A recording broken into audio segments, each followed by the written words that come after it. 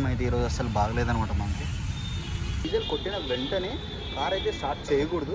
Wiring ఏమైనా చిన్నగా కరెక్ట్గా ఫిట్ చేయకుండా కూడా వారంటీ అనేది కూడా పోతుంది అనమాట.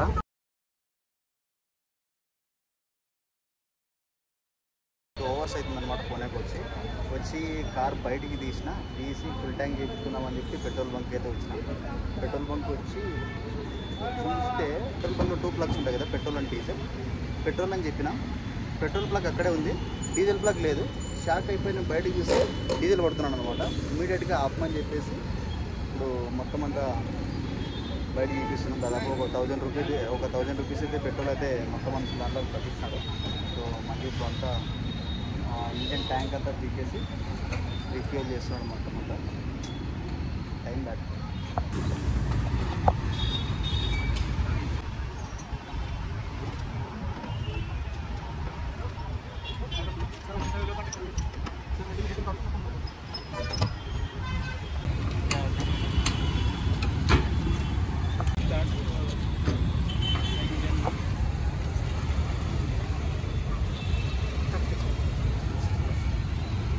Much of work to do.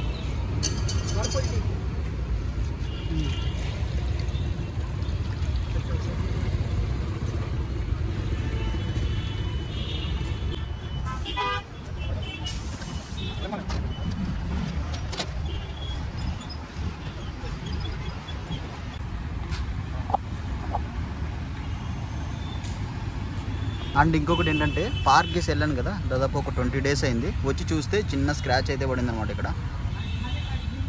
Time అయితే ఈరోజు అసలు బాగలేదనమాట మనకి. చిన్న స్క్రాచెస్ బయటికి ఏం కనపడదు, కానీ స్క్రాచ్ రిమూవర్ తీస్తే పోతుంది. కానీ ఇది మొత్తం పైకి లేసి వచ్చింది సరే.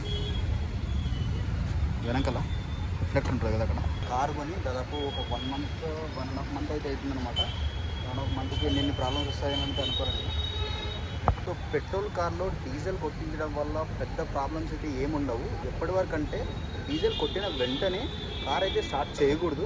కార్ స్టార్ట్ చేస్తే అందులోకి ఫిల్టర్స్లోకి మొత్తం అంతా డీజిల్ పోయి ఇంజన్ ప్రాబ్లమ్స్ వచ్చే ఛాన్సెస్ చాలా ఉంటాయి. ఇంజన్ ప్రాబ్లమ్స్ చాలా వస్తాయి. కార్ గురించి పెద్దగా తెలియకపోవచ్చు, కానీ మెకానిజం గురించి నాకు తెలుసు కొంచెం. సో కార్ అయితే స్టార్ట్ చేయకూడదు. నేను చూసిన వెంటనే కార్ అయితే ఆఫ్ చేసి టౌ చేసి రివర్స్లో పెట్టేసి అతను పెట్రోల్ బంక్ వాళ్ళే అతన్ని పిలిపించి మొత్తం మీద రిపేర్ చేయిస్తున్నారు. చాలా ఒక 1.5 month కూడా కాలే, కొత్త కారు. నాకైతే చాలా బాగా ఇస్తుంది. సో పెట్రోల్ అయితే క్లీన్ చేసేసినారు. ఇప్పుడైతే మొత్తం ఫిట్ చేస్తున్నారు అనమాట. లోపల ప్రాపర్గా ఫిట్ చేయాలి. అటు ఇటు అయితే మళ్ళీ ఏవేవో ప్రాబ్లమ్స్ వస్తాయి. వైరింగ్ ఏమైనా చిన్నగా కరెక్ట్గా ఫిట్ చేయకుండా కూడా వారంటీ అనేది కూడా పోతుంది అనమాట. సో అది అట్లా ట్రాక్ చేస్తుంటే చాలా బాగా చేస్తుంది అనమాట. నాకు ఎంత బాగా చూసుకుంటాడు.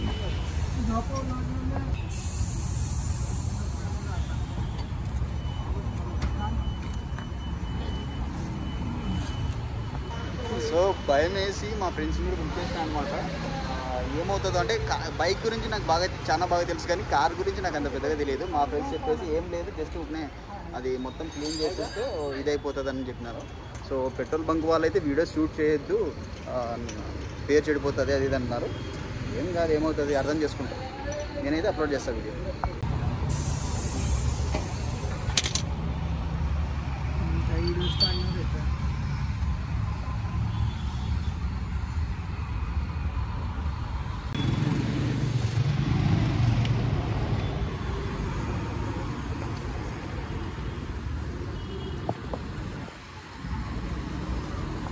డీజిల్ని అయితే క్యాలిక్యులేట్ చేశాడనమాట. సో డీజిల్ ఎంత ముందు పెట్రోల్ ఎంత ఉందో దాన్ని మైనస్ చేసి డీజిల్ని క్యాలిక్యులేట్ చేసి రిమైనింగ్ పెట్రోల్ మనకైతే ఫిల్అప్ చేస్తున్నారు. పెట్రోల్ అయితే 4 liters అయితే ఉంది. క్యాలిక్యులేషన్ మళ్ళీ ఇంటికి పోయినాక చెప్తా. కొంచెం సౌండ్ అయితే కరెక్ట్గా రావట్లేదు అనుకుంటా, నాకైతే వాయిస్ కరెక్ట్గా రావట్లా. సో రిమైనింగ్ పెట్రోల్ అయితే ఫుల్ ట్యాంక్ అయితే చేపిస్తున్నాం. సో రిమైనింగ్ 40 liters అయితే ఉంటుంది. 40 liters అయితే ఫుల్ ట్యాంక్ చేస్తున్నాం. సో మళ్ళీ చక్కగా మళ్ళీ మాట్లాడుతున్నాం.